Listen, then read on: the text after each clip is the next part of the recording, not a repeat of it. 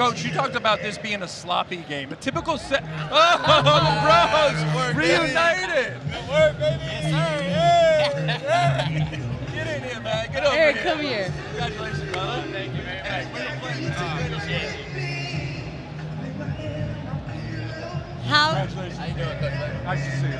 Congratulations, Eric. Thank you very much. You MVP. MVP. Tonight he sure was. Wasn't he? I thought so. I thought he was the difference. Thank you. I appreciate that. You remember Well we had deserved. this interview. Yes. Eric, we had an interview 2 weeks ago. I said you signed with Fenerbahçe mid-season and that you are creating miracles. And then after the third quarter, after the halftime, you stepped up. You showed the whole world of basketball how it is to feel the miracle on the court, right? Yes. I mean, I just had to be aggressive. I had to take an opportunity when it came to me.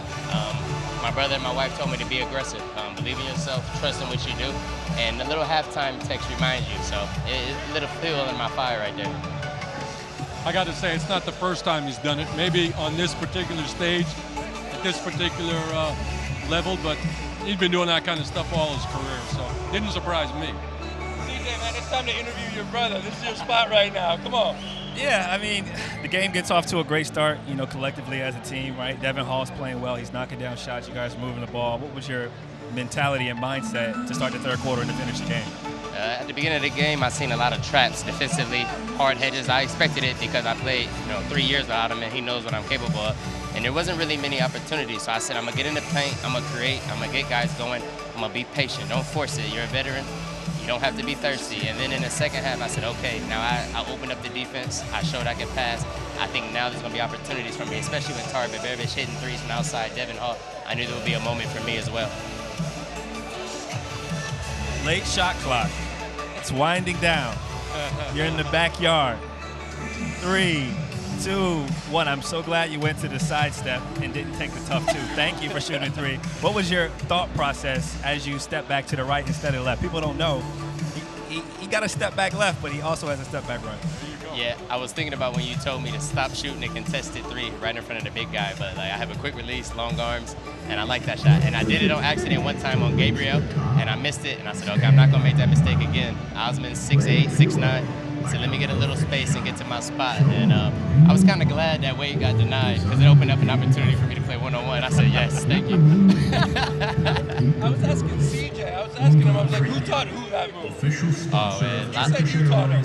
Oh, I used to wake him up when we were kids and make him get outside and work out. I'd wake him up. He's spending out at his friend's house. I would drive over there, or ride my bike over there, and I'd be like, it's time to get up to go work out. All our life, we had a goal, we had a dream, and we wanted to be able to take care of our family. And through the grace of God, basketball allowed us to be able to do that. Eric, for Sunday, let's say someone is telling you, Eric, you're gonna steal one talent of your brother on the court for 40 minutes against Olympiacos or Monaco. Which talent that you would steal from CJ McCollum?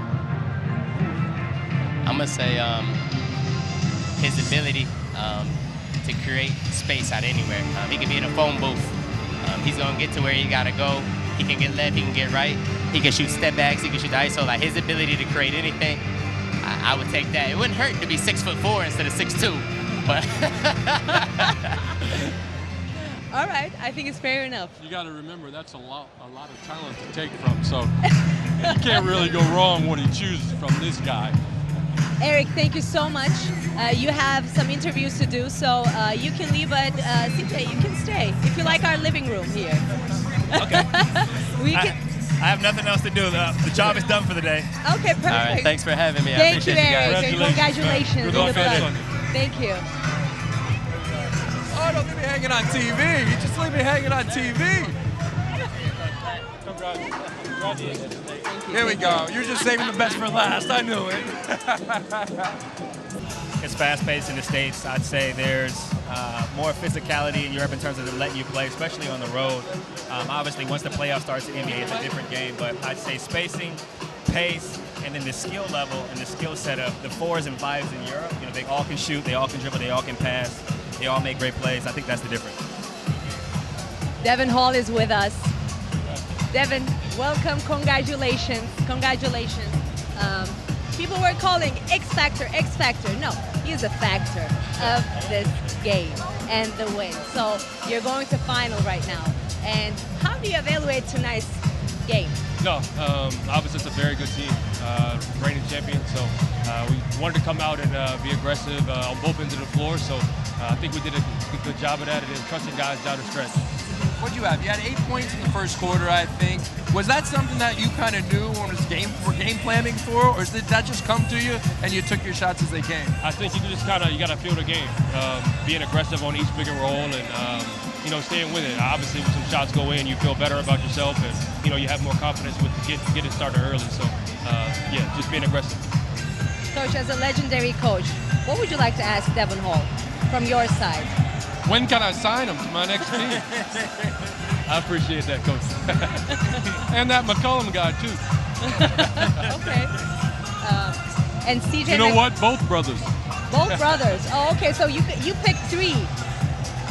CJ, Eric McCollum, Devon Hall. That's an expensive roster. Easier said than done. Okay. Devin, man, in the fourth quarter, where Kendrick goes out, gets that 5th foul, and it seemed like things were kind of in control a little bit, but then things started to slip. How'd you guys keep your cool? I think it's a game of runs, and that's a very good team, like I said. And they have championship, experience and mentality. They've been down in won games like that. So we just got to be able to relax and try to make plays out of stretch. Like I said, we trust the guys.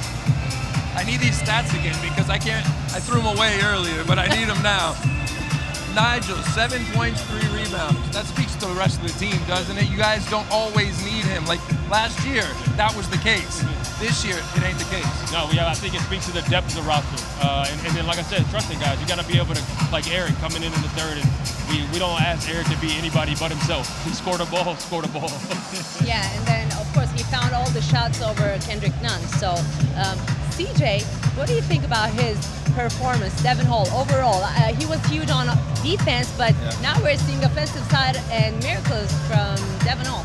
I like the aggressiveness. I think early on he set the tone. He hit a big 3 to start. He got the transition layup, slow spin with the left hand, and then he hit a big 3 down the stretch. It was like the fourth quarter, late shot clock, tween cross going right, pull up, bang. Those are big shots that the team needs down the stretch of games, especially when they're going to be aggressive in pick and rolls. They're going to hedge. They're going to try to get the ball out of their hands, and obviously that was a nice finish there. And then he took the charge on Kendrick, but he was great defensively all night, and I think those are the types of winning plays you have to make to win championships.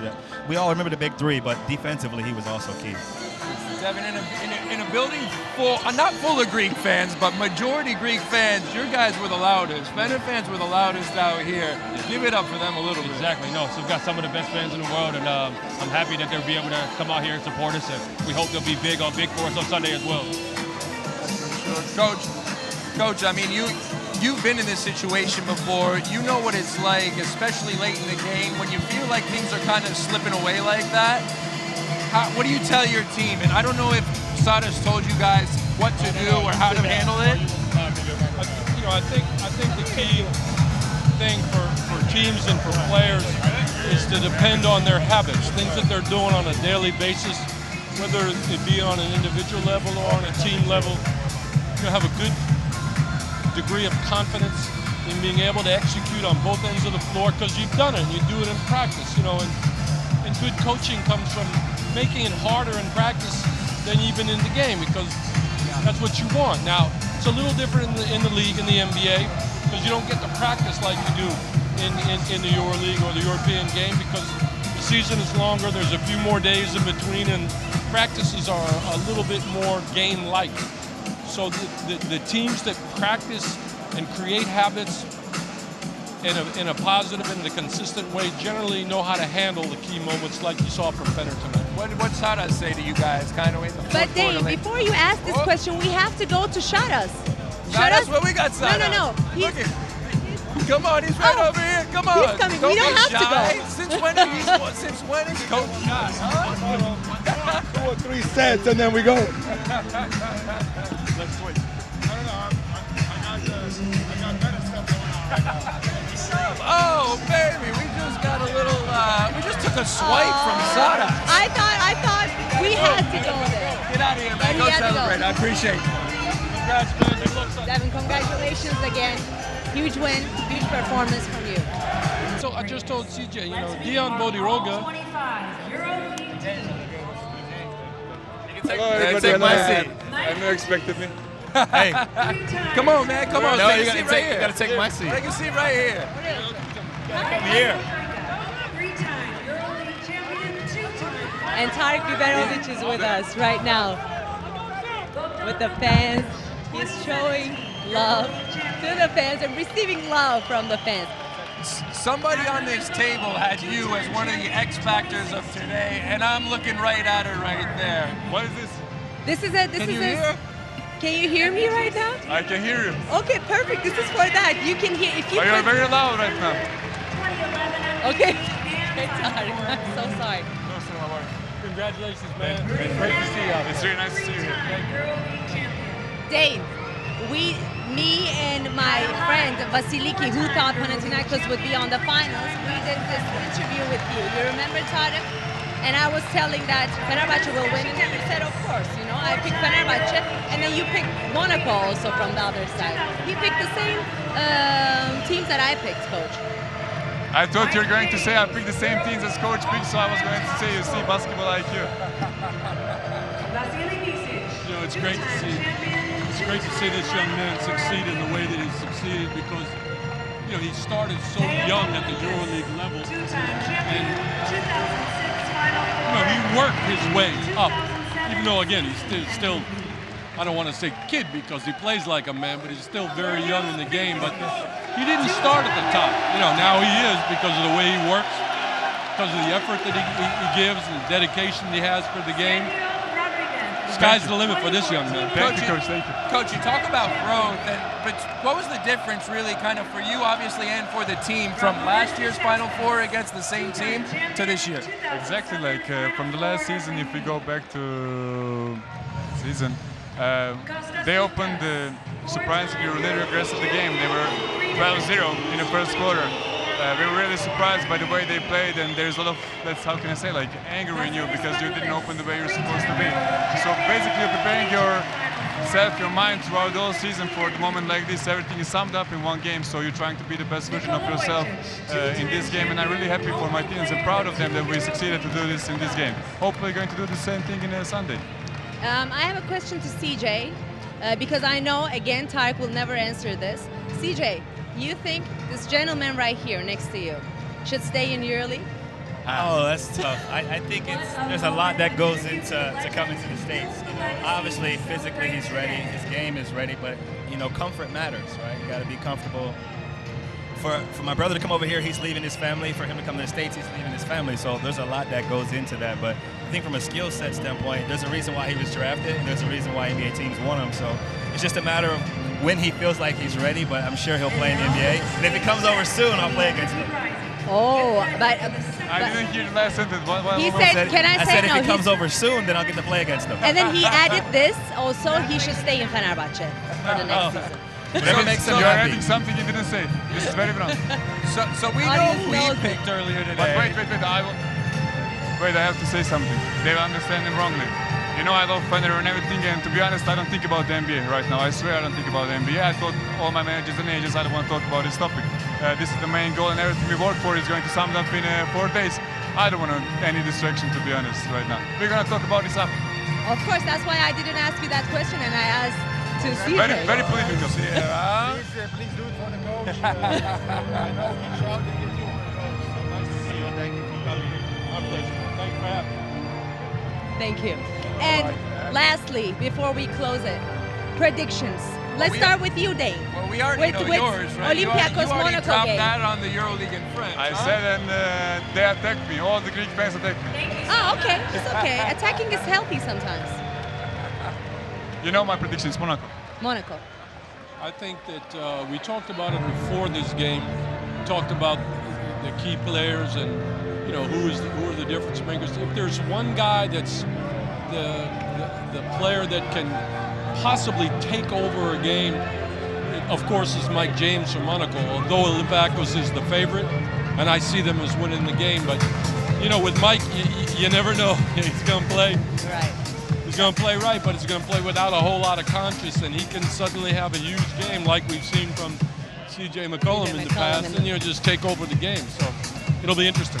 CJ, your take? I played with Daniel Tice, so I'm biased here, but I think Olympiacos has a better team. I think Monaco has the better player. So if the player gets it going tonight, the player wins. Everybody giving political answer. What's going on? I didn't give political answer.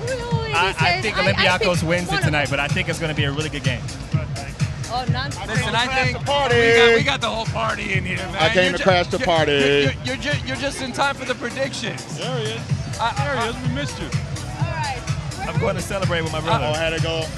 He said something. CJ said something. What's up, brother? I just want to say honestly what's up. think we were talking about it earlier, and Oh, Monaco's coming in here with It's a big such a.